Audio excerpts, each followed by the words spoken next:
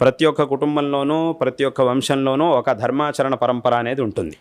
ఆయా ఒక దేవతారాధన, అలాగే మన ఇంటి దేవుడు అని అంటాం. ఒక్కొక్కళ్ళు మా ఇంటి దేవుడు ఈయన, మా ఇంటి దేవుడు వెంకటేశ్వర స్వామి, మా ఇంటి దేవుడు ఈశ్వరుడు, మా ఇంటి దేవుడు నరసింహస్వామి, అమ్మవారు, ఈయన రకరకాలుగా పూజిస్తూ ఉంటారు.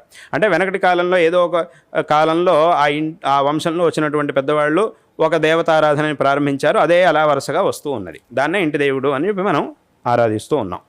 అంటే ఈ రకంగా చేయడం ద్వారా ఏమవుతుంది, ఇప్పుడు ఒక వంశంలో పుట్టి ఆ వంశంలో వచ్చినటువంటి ధార్మికమైన ఆచరణలు వీటన్నిటిని చేయడం ద్వారా ఏమవుతుంది అంటే ఆ వంశంలో జన్మించినటువంటి అందరి వ్యక్తులకి కూడా ఒక మంచి మార్గం, ఈ దుఃఖాలన్నిటి నుంచి కూడా ముక్తులవ్వడానికి ఒక మంచి మార్గం అనేది లభిస్తుంది. కాబట్టి అందుకోసమే ఈ పరంపర, ఈ కుటుంబ వ్యవస్థ అనేది వచ్చింది. అందుకోసం ఒక కుటుంబం అంటే ఇలా ఉండాలి, ఆ కుటుంబంలో ఉన్నటువంటి వ్యక్తులు ఫలానా సంస్కారంతో ఉండాలి, ఇటువంటి ఆచరణలను చెయ్యాలి అని చెప్పిందే అందుకోసం ఈ కుటుంబ వ్యవస్థ అనేది వచ్చిందే.